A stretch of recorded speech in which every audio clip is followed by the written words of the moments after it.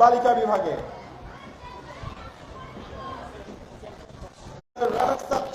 এবং ট্রফি গ্রহণ করার জন্য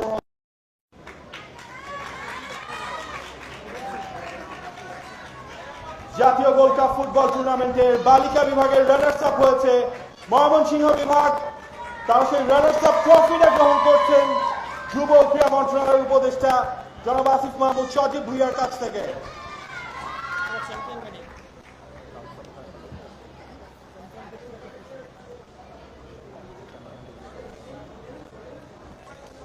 এই পর্যায়ে চ্যাম্পিয়ন হয়েছেন যারা, সেই রাজশাহী বিভাগের ফুটবলারদের স্টেজে এসে চ্যাম্পিয়ন মেডেল গ্রহণ করার জন্য অনুরোধ জানাচ্ছি।